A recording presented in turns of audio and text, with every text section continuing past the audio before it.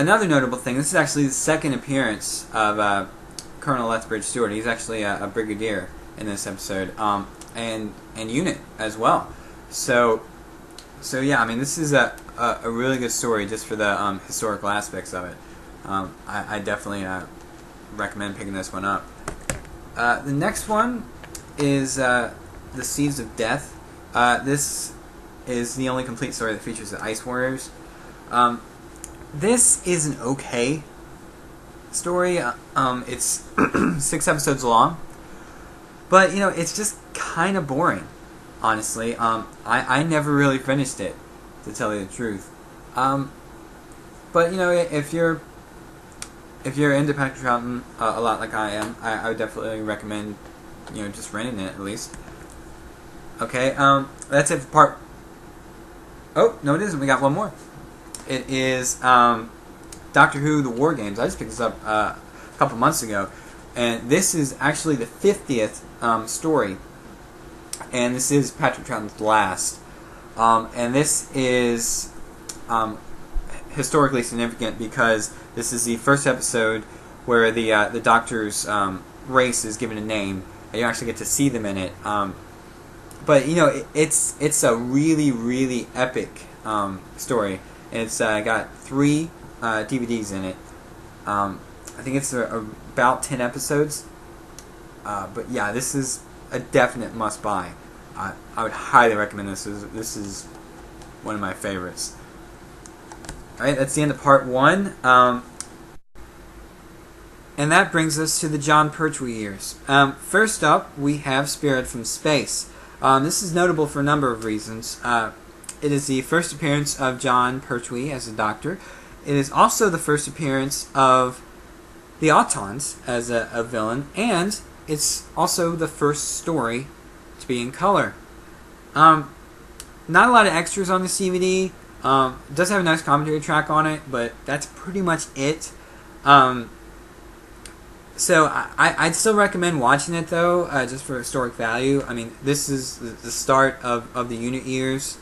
And it's just a fun start to a nice couple seasons there.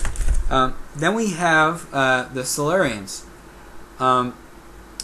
This is a pretty cool story. I think it's a 7-parter. But they find out that there are these creatures that are living underground, and they're actually creatures that lived on the planet before we evolved. But yeah, this is a really cool story, very well written. It's got tons of extras on it. I definitely recommend picking this up. Next we have one of my favorite John Pertwee stories. This is Inferno. Now this is actually about they're doing this drilling project to try to get to the center of the Earth to get this massive amount of energy. But this like liquidy, gooey stuff is coming up, and if it touches you, you kind of turn into this primal beast. But the Doctor gets thrown into a parallel dimension where the drilling is still going on, but it's more advanced, and a lot of things are going wrong, and the Doctor sees firsthand what could happen back in his reality if he doesn't stop it. But this is an extremely fun story. I definitely recommend picking this up. Next we have The Claws of Axos. This is actually the first John Pertwee DVD featuring the Master here to be released. This is Roger Delgado. He does a fantastic job as the Master. The Master is like the Doctor's archenemy. As far as the story goes, it's got it's got a nice bit of special features, but the story is just kind of boring, really. Then we have one I just picked up, The Curse of Peloton. This is a really good story, and the DVD has tons of features. Definitely recommend picking that up. Then we have The Sea Devils. This is kind of a sequel to a sorts. the Silurians. The Sea Devils are the Silurians' aquatic cousins, and also the Master is in this again. But good story. I'd recommend watching it. Then we have, I believe this is a 10th anniversary special. It's the Three Doctors. This is the first time in the show's history that they had like all the actors that played the Doctor up to that point in an episode together. This is a very fun story. Definitely recommend picking it up if you're a fan. Then we have Carnival Monsters.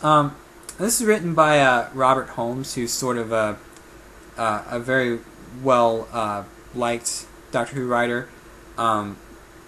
He's created the Sontarans and the Autons. So I mean, this is a fun story, not as good as some, but still pretty good. Next we have The Green Death. This is another one of my favorites. This is a 6-parter, I believe, and this is notable because it's actually the last story to feature Jo Grant, as played by Katie Manning, as the companion. But this one's a fun story. It's kind of got an environmental message, but it's got giant maggots in it. I mean, how can you not like that? Great ending too. Really heartfelt. Definitely recommend picking that up. And then we have the Time Warrior. This is notable for a number of reasons. First off, first appearance of Sontarans. And also, it's the first appearance of new companion Sarah Jane Smith. This follows on directly from The Green Death. This is story number 70. But this is a really cool story. It's got quite a few special features on it. So I'd recommend picking that up.